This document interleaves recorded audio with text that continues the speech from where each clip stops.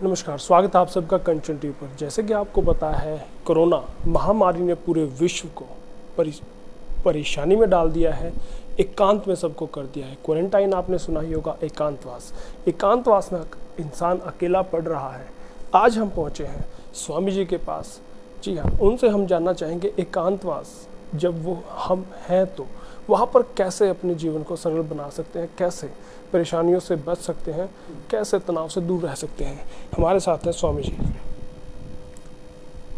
वस्तुतः कोरोना का दुष्प्रभाव जो है वो पूरे विश्व में न केवल बना हुआ है, अपितु बढ़ता ही दिखाई दे रहा है। अपने देश में भी कोरोना की रफ्तार भी रुकने का नाम नहीं ले रही, ये सत्य है।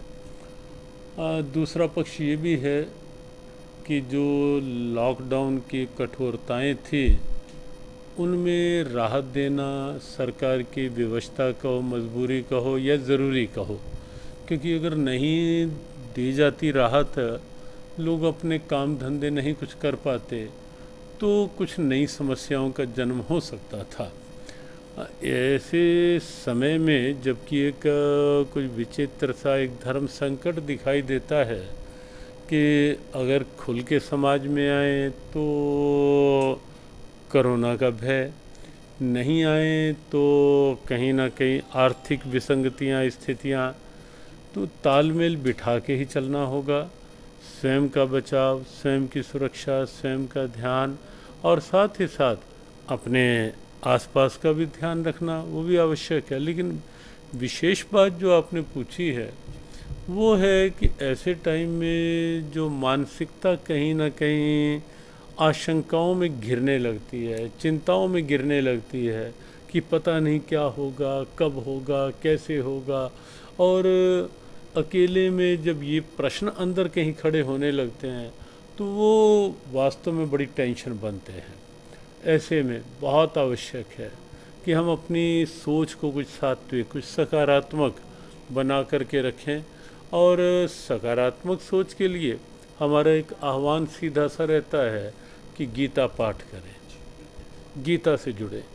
गीता कभी भी आपको अकेलेपन में भी अकेलेपन का अनुभव नहीं होने देगी। गीता के साथ आपको लगेगा कि जैसे आपके मनोबल में एक नई ऊर्जा आई है, एक नई पॉजिटिविटी आई है, आपको लगेगा कि एक नया बल मिला है, और कहीं ना कहीं विपरीतताओं में भी एक अनुकूलता का राहत भरा संदेश गीता से आपको अनुभव होगा।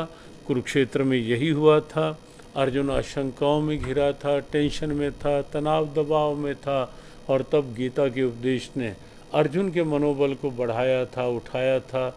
और आज भी गीता का उपदेश सक्षम है किसी को भी मजबूत बनाने के लिए, मनोबल को दृढ़ करने के लिए। स्वामी जी, एक और बड़ी समस्याएं देखने को आ रही है, जैसे आर्थिक दिक्कतें आ रही हैं, दुकानें बंद हो गई हैं, फैक्ट्रियां बंद हो गई हैं, तो तब भी शंकाओं से घिरा है इंसान, दिक्कतें, उसे परिवार चलाने में दिक्कतें आ रही हैं, तो वहाँ घिरे हुए इंसान के लिए भी आप क्या संदेश देंगे?